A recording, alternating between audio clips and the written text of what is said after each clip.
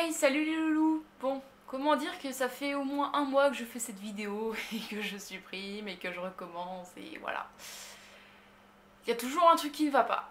Du moment où ce sujet est complexe, que j'ai l'impression qu'il faudrait en fait 1000 vidéos pour vous en parler, que je désespère en la faisant parce que voilà, c'est un sujet qui est compliqué dans le sens où déjà je ne suis pas mère de famille et que je vois déjà venir tout internet avec des Caroline, ferme ta gueule, t'as pas de gosse.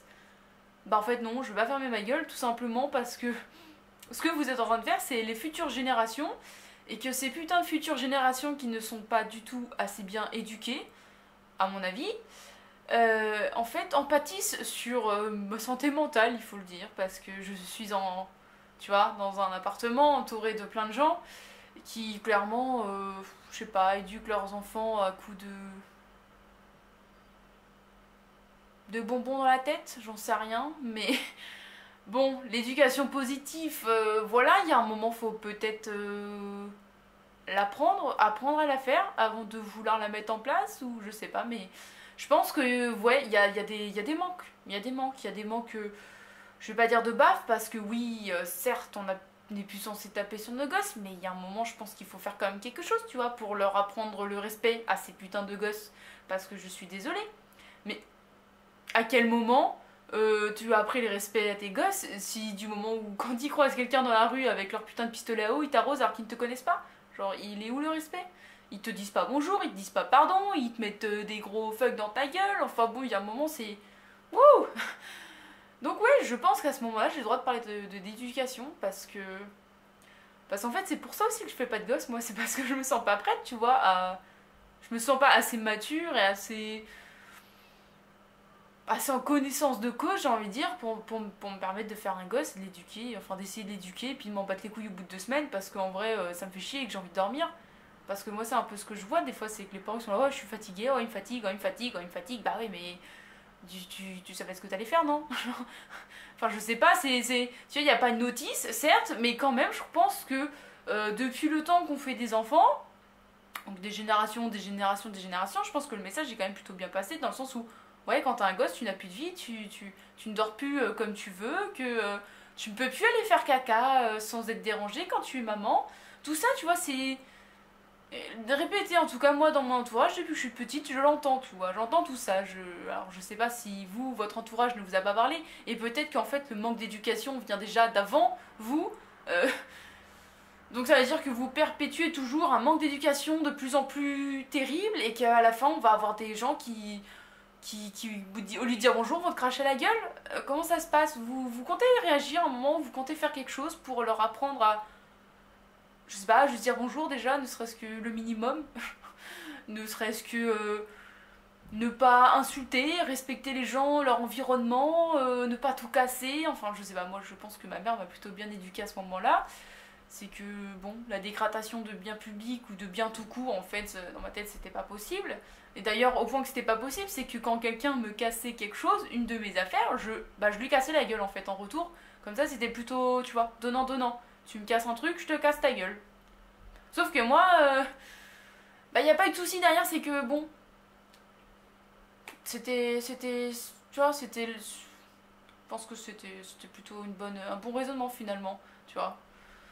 On a arrêté de me casser mes affaires à un moment. Bref, je dis pas que j'avais raison, hein, mais je dis qu'en attendant, voilà, j'ai pas cassé autre chose, moi.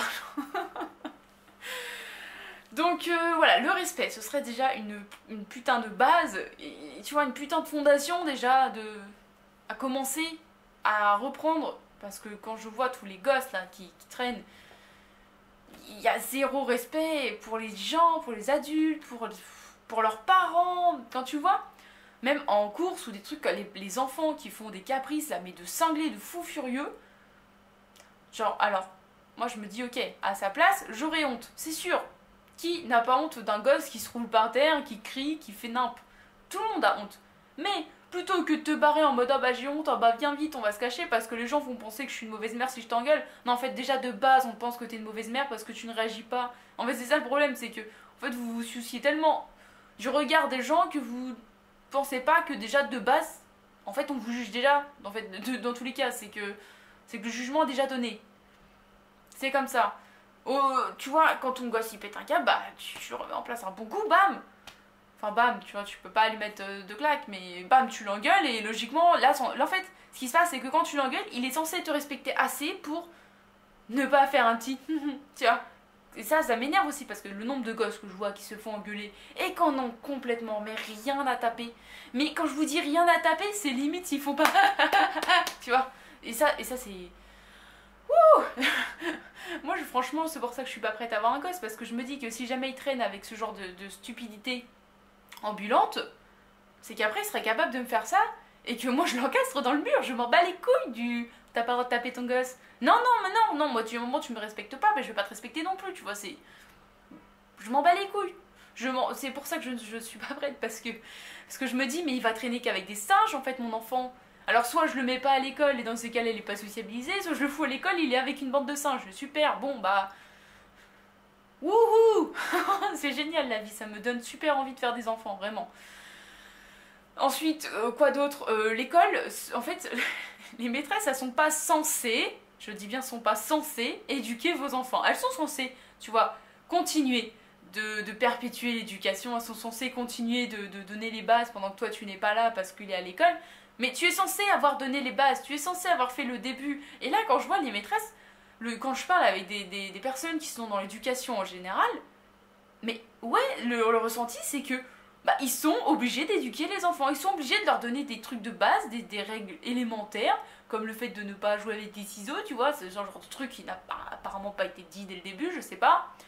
Il y a des trucs comme ça, quand tu écoutes les maîtresses ou les enseignants, que ça soit de grande ou de petite école, tu te dis, mais waouh, en fait, c'est eux les parents dans l'histoire, c'est. Non, les parents, ils les voient jamais en fait, t'as l'impression, ils mangent pas avec eux. Alors, parce que ça, c'est pareil, moi, ma mère, il était hors de question que tu sois à la maison sans que tu fasses un repas en famille. Genre, et quand je dis famille, c'était juste nous, tu vois, les parents, les sœurs, point. Ça, c'était un repas de famille, mais c'était tous les repas. Il était hors de question que quelqu'un qui se prenne un truc dans sa chambre et qui mange pas avec tout le monde. Hors de question. Alors ouais, des fois c'était la guerre, ouais, on se parlait pas, ouais, il y avait des repas où franchement c'était pas ouf. Mais il faut le dire, c'est normal parce que on vit en communauté et que même si c'est ta famille et que tu l'aimes beaucoup, bah on a chacun nos caractères et on ne peut pas tout le temps bien s'entendre. C'est logique en fait, tu peux pas t'entendre tout le monde, enfin tout le temps avec tout le monde, c'est impossible. Et du coup voilà, même si c'était pas ouf aussi, il y a des soirs où c'était la guerre, la gueule et tout ce que tu veux à table et que c'était vraiment pas terrible de manger dans ces conditions-là.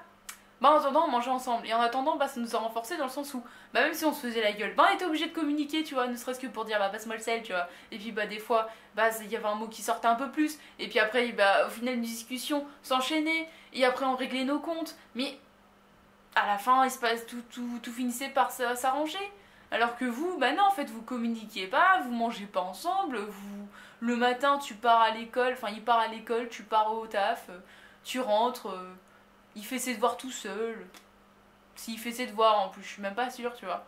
Et tout ça, ça fait des manquements, ça fait des moments où tu ne communiques pas avec ton gosse, ça fait des moments où tu ne passes pas de moments en fait avec cet enfant que tu voilà, es censé chérir, aimer et tout ça. Mais il y a beaucoup de parents, je ne dis pas que tous les parents sont comme ça, mais il y a beaucoup trop de parents qui sont dans ce cercle, on va dire, d'habitude où ouais, bah le gosse il fait un peu sa life quoi. Il fait tellement sa life que quand il a une question, quand il se pose des trucs, enfin quand il se pose des questions, quand il a des doutes, quand il. Tu vois, au lieu de te les demander, au lieu de te parler, et bah lui qu'est-ce qu'il fait? Il va regarder sur internet, il va aller demander des trucs à ses potes, et le pote il va demander à ses parents, et du coup. Ça fait que, tu vois, il y a de la mauvaise information dès le début, parce que s'il te poserait la question, peut-être que toi tu pourrais lui répondre intelligemment, mais au final tu ne prends même pas le temps d'écouter ce qu'il dit, ton gosse, parce que tu préfères regarder ta télé ou tes infos, ou tu préfères faire ta vie parce qu'il te fatigue, tu vois. Et c'est ça qui me dérange, c'est que vous ne prenez même pas le temps d'éduquer vos enfants, ne serait-ce que pour répondre à leurs putains de questions. C'est comme la sexualité, tu crois quoi? Que c'est au collège qu'il va faire sa sexualité? Que c'est l'éducation sexuelle du collège qui va lui apprendre ce que c'est que l'amour, la pénétration? Bah non, non, il va aller regarder un porno parce que lui, les cours d'SVT s'en bat les couilles, clairement. En plus, souvent, le prof, il est vieux ou elle est vieille, ça l'intéresse pas. Au collège, la seule chose qui l'intéresse, c'est les potes, les conneries, les meufs et tout le tralala. Et quand c'est une meuf, c'est pareil, les mecs et tout le tralala, tu vois. Tous les. Enfin, à moins d'être un bon élève, en général, ça ne l'intéresse pas, mais un bon élève, tu vois. Et bah, en fait, il a déjà un minimum d'éducation juste parce qu'il je sais pas, il est assez intelligent pour s'éduquer un minimum, tu vois, tout seul. Parce que les parents sont derrière, j'en sais rien, mais j'ai jamais vu de bons élèves mal éduqués en fait. C'est ça qui est fou. C'est un bon élève est forcément très bien éduqué. Il peut pas être mal éduqué. C'est pas possible. Je. Quoique. Non, moi j'étais pas un bon élève, non, je foutais la merde. J'étais intelligente, mais je foutais la merde. Donc non, je n'étais pas un bon élève. Donc, non, mais j'étais bien éduquée, donc ça a aucun sens. Mais avec les bons élèves, ça marche bien en tout cas. Un bon élève, un mec sérieux ou une meuf sérieuse, a une bonne éducation. Et bah, j'avoue que pour avoir beaucoup traîné avec des gens de bons élèves, on va dire les premiers de la classe en général, bah, les parents n'étaient pas forcément très présents en fait, dans le sens où ils étaient là, ils faisaient quand même, ils étaient quand même, on va dire, présents, mais il y avait quand même beaucoup de questions que les enfants n'osaient pas poser à leurs parents, tu vois. Il y a quand même beaucoup de tabous. Le problème, c'est que du bon élève, c'est que je remarquais que souvent les parents étaient quand même vachement carrés, ils avaient tu sais, des bons principes, donc ça donnait une bonne base d'éducation. Mais le problème, c'est que derrière, bah en fait, il y avait plein de trucs, de sujets où ils n'avaient pas le droit d'aborder, de parler, de poser des questions, genre le sexe, la drogue, l'alcool, tous les trucs un peu, tu vois, il y a des trucs où ils pouvaient pas poser de questions. Alors soit ce bon élève, bah il va chercher tout seul, enfin tu vois. Le problème, c'est que du coup, à ne pas répondre, à laisser des sujets comme ça, ou avec une réponse vague, une réponse qui n'a aucun sens, avec une non-réponse, ça amène ton enfant à aller chercher des réponses ailleurs qui ne seront pas forcément bonnes. Et c'est ça le problème de l'éducation, c'est que souvent, vous vous en foutez en fait. Vous vous dites, ah bah c'est pas grave, il a pas l'âge, je lui expliquerai plus tard. Mais c'est pas vrai, ton enfant il est capable de comprendre dès tout petit, il peut comprendre, il faut juste lui expliquer avec certains mots, avec un langage pas le même que tout le monde, parce que suivant l'âge, il a besoin d'un langage différent, mais c'est logique. C'est tout.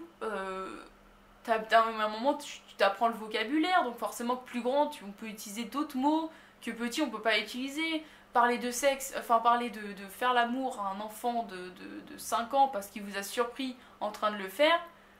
Bon, 5 ans c'est peut-être un petit peu tôt, mais en vrai, il y a des gosses de 5 ans qui surprennent leurs parents. Mais voilà, mais bon, là tu peux pas vraiment lui expliquer, tu peux juste lui dire, bah papa et maman essaient de faire un bébé, tu vois, mais juste ça, il va comprendre qu'il se passe un truc, que ça le regarde pas forcément, et puis bah plus grand, il va t'en reparler.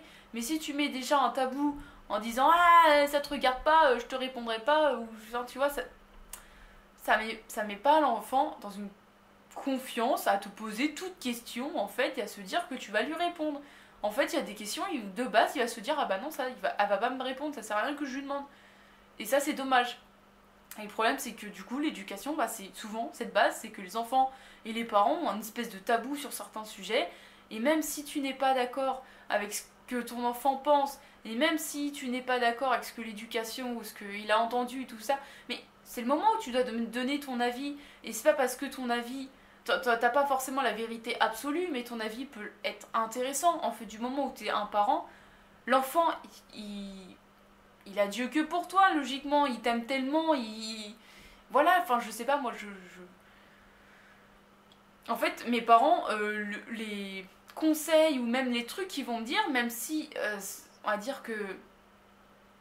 Même si dans l'idée, je vais pas en prendre compte parce que c'est pas les mêmes avis et les mêmes pensées que les miennes, bah, je vais le garder dans un coin de ma tête juste parce que c'est ma mère ou mon père qui va me le dire. Et quand je dis mon père, c'est mon beau-père, bien sûr, qui me le dit, et que bah même si moi ça me concerne pas ou même si j'ai l'impression que voilà je suis pas d'accord avec eux, bah ça va quand même me trotter dans la tête parce que je me dis que bah en fait leur conseil est quand même peut-être important même si moi je ne le vois pas et je me dis qu'il y a quand même des trucs bons à prendre que peut-être que moi je n'analyse pas maintenant. Mais le problème c'est que du coup si vous ne parlez pas avec vos enfants et si vous parlez juste de choses banales qui ne comprend pas ou qui s'en fout et que jamais vous lui demandez ce qu'il a envie de faire réellement, que serait-ce que pour ses études. J'ai déjà parlé l'autre jour de l'éducation, des études et tout ça. Bah, ne serait-ce que ça, quand tu vois le nombre de parents qui font faire des conneries à leurs enfants juste parce que bah, ils les écoutent pas, juste parce que ils ne communiquent pas à ce niveau-là en leur disant bah non écoute là tu n'as pas assez une bonne moyenne pour faire ce genre d'études, tu risques de te planter, ou les parents qui sont en mode ouais moi j'aurais voulu faire maths sup alors toi tu vas faire maths sup. Ça tu vois dans tous les cas c'est pas bon, ça reste une mauvaise éducation dans le sens où en fait tu n'écoutes pas les besoins de ton enfant.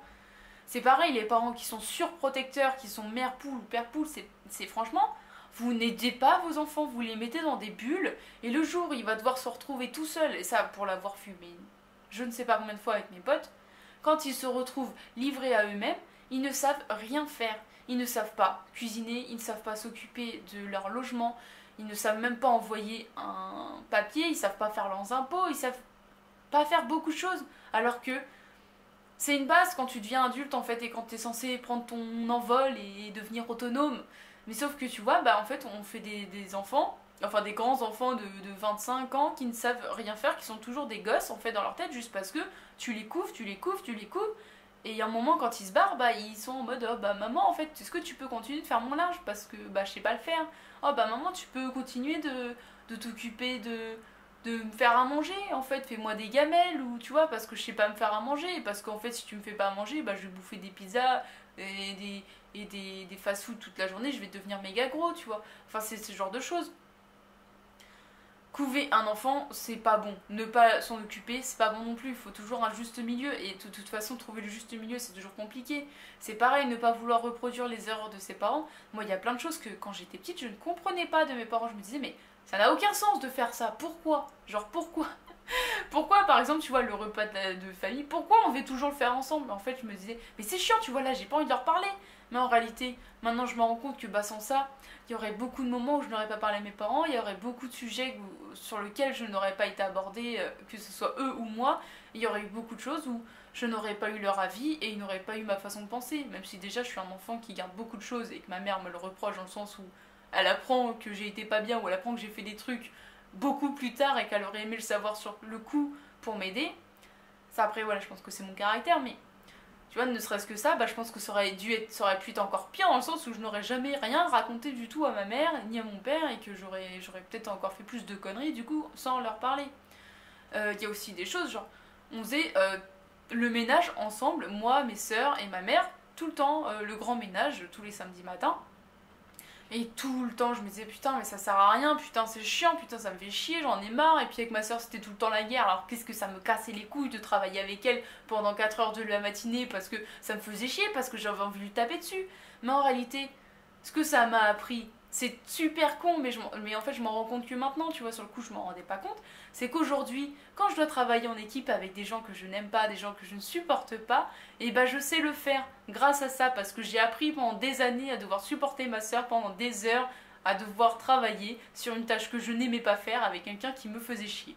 Et du coup, bah là quand on m'oblige à travailler avec des gens que je n'ai pas envie et que le boulot, même s'il me plaît ou qu'il me fait chier, bah si la personne me fait chier, en fait je vais réussir à me mettre dans un bon état d'esprit parce que j'aurais appris à faire ça pendant des années. Et c'est des trucs tout cons en fait, dans l'éducation il y a beaucoup de choses que mes parents m'ont inculquées qui font qu'aujourd'hui ça m'aide énormément dans ma vie, que ce soit professionnelle, amoureuse, amicale ou quoi que ce soit en fait, juste parce que on a fait énormément de choses. Mais je pense que là il faudrait que je vous fasse une autre vidéo, alors si ce sujet vous intéresse vraiment que je le creuse, dites-le moi en commentaire, parce que dans ces cas-là il faut que je prépare vraiment le sujet. Et sinon, bah mettez-moi un j'aime, enfin commentez comme d'habitude, abonnez-vous, ça me ferait bien plaisir de voir encore plus d'abonnés. Mettez la cloche pour le référencement et puis partagez aussi les vidéos, ce serait cool. Voilà. Bon, j'espère que c'était pas trop long, j'espère que vous comprenez un peu ce que je veux dire. Ce que je veux dire, c'est que vous n'êtes pas forcément des mauvais parents, mais qu'il y a des trucs où il faut faire attention à ce qu'on pense, ce qu'on dit, ce qu'on fait et comment on le fait, parce que ça peut avoir une grosse répercussion derrière. Et voilà, ne serait-ce que quand un gosse te croise un inconnu qui ne lui balance pas de l'eau avec un pistolet à eau et tout ça, tu vois, genre, je m'en remets pas. C'est mon copain qui a subi ça là, il promène le chien, il y a un gosse qui connaît ni d'Ève ni d'Adam, il lui arrive, il arrose le chien et lui pendant la balade, normal, tu vois. Et mon copain, forcément, tu vois, il dit oh, tu vois, ben, forcément, tu vois, il lui parle. Enfin, il lui parle, il l'engueule, tu vois. Et le gamin s'en bat les couilles, il se casse et il s'en fout.